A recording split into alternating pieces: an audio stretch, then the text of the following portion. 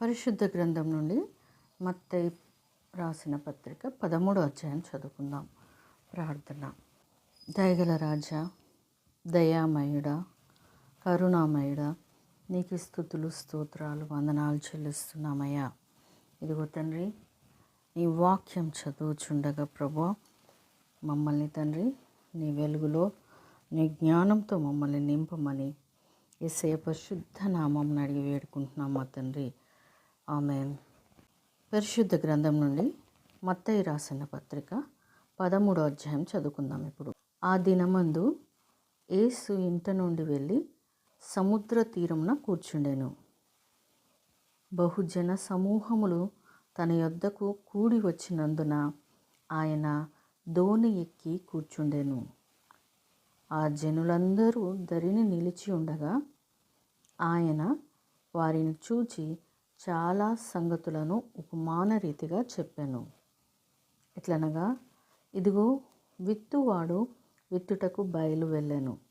వాడు విత్తుచుండగా కొన్ని విత్తనములు త్రోవ ప్రక్కను పడెను. పక్షులు వచ్చి వాటిని మృంగివేశెను. కొన్ని చాలా మన్ను లేని రాతి నేలను పడెను. అక్కడ మన్ను లోతుగా ఉండనందున అవి వెంటనే మొలిచెను, కానీ సూర్యుడు ఉదయించినప్పుడు అవి మాడి వేరు లేనందున ఎండిపోయెను. కొన్ని ముండ్ల పొదలలో పడెను. ముండ్ల పొదలు వాటిని అణచివేశెను. కొన్ని మంచి నేలను పడి ఒకటి 100 ఒకటి 60 ఒకటి 30 ఫలించెను. చెవులు గలవాడు వినుగాక అని చెప్పెను.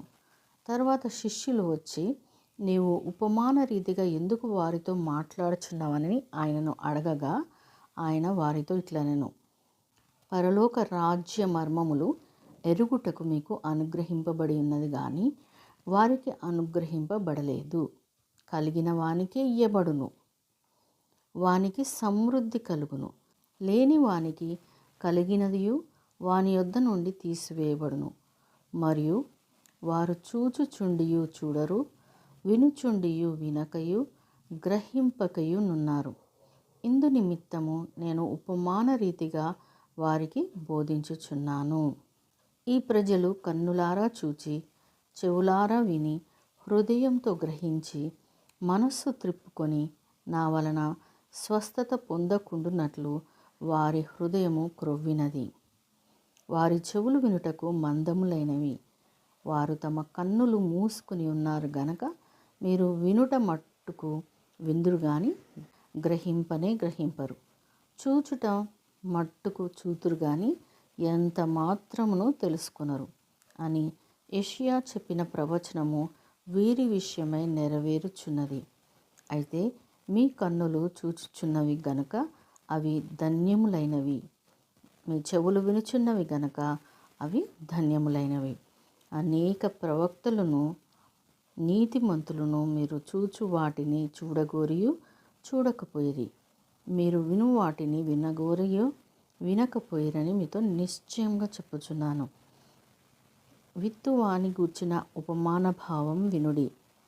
ఎవడైనను రాజ్యమును గూర్చిన వాక్యం వినియు గ్రహింపకయుండగా దుష్టుడు వచ్చి వాని హృదయంలో విత్తబడిన దానిని ఎత్తుకొని పోను. త్రోవ పక్కను విత్తబడిన వాడు వీడే.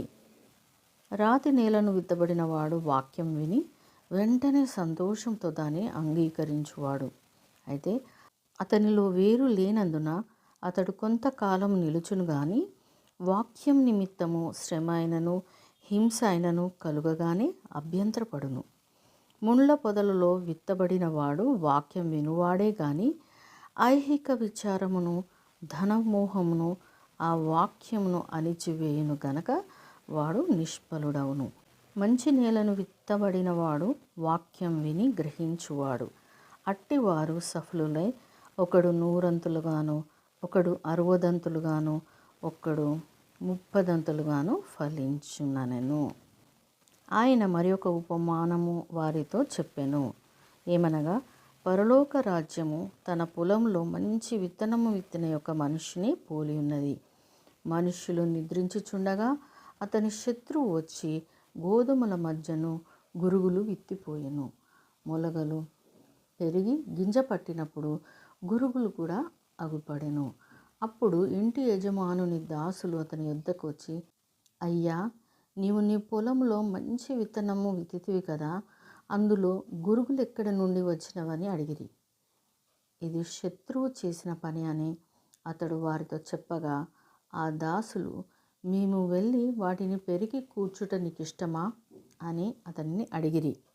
అందుకతడు, వద్దు, గురుగులను పెరుకుచుండగా వాటితో కూడా ఒకవేళ గోధుమలను పెళ్ళగింతురు. కోతకాలం వరకు రెంటిని కలిసి ఎదుగనీయుడి. కోతకాలమందు గురుగులను ముందుగా కూర్చి వాటిని కాల్చివేయుటకు కట్టెలు కట్టి గోధుమలను నా కొట్టులో చేర్చిపెట్టుడని కోతగాండ్రతో చెప్పుదుననెను. ఆయన మరి ఒక ఉపమానం వారితో చెప్పెను. పరలోక రాజ్యము ఒకడు తీసుకుని తన పొలములో విత్తిన ఆవగింజను పోలి ఉన్నది. అది విత్తనములన్నిటిలో చిన్నదే గాని పెరిగినప్పుడు కూర మొక్కలన్నిటిలో పెద్దదై ఆకాశ పక్షులు వచ్చి దాని కొమ్మల యందు నివసించున్నంత చెట్టగును.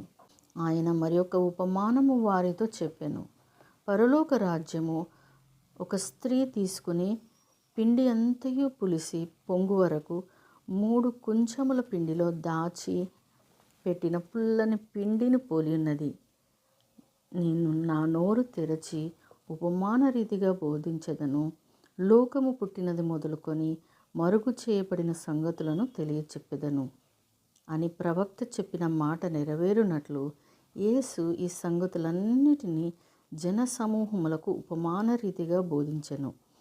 ఉపమానము లేక వారికి ఏమీ బోధింపలేదు. అప్పుడు ఆయన జన సమూహములను పంపివేసి ఇంటిలోనికి వెళ్ళగా ఆయన శిష్యులు ఆయన యొద్దకు వచ్చి, పొలంలోని గురుగులను గూర్చిన ఉపమాన భావము మాకు తెలియజెప్పుమనిరి. అందుకు ఆయన ఇట్లనెను, మంచి విత్తనము విత్తువాడు మనుష్య కుమారుడు. పొలము లోకము. మంచి విత్తనములు రాజ్య సంబంధులు, గురుగులు దుష్టుని సంబంధులు. వాటిని విత్తిన శత్రువు అపవాది. కోత యుగ సమాప్తి. కోత కోయువాడు దేవదూతలు. గురుగులు ఎలాగూ కూర్చబడి అగ్నిలో కాల్చివేయబడునో అలాగే యుగ సమాప్తి అందు జరుగును. మనుష్య కుమారుడు తన దూతలను పంపును. వారాయన రాజ్యంలో నుండి ఆటంకములగు సకలమైన వాటిని దుర్నీతి పరులను సమకూర్చి అగ్నిగుండంలో పడవేయుదురు.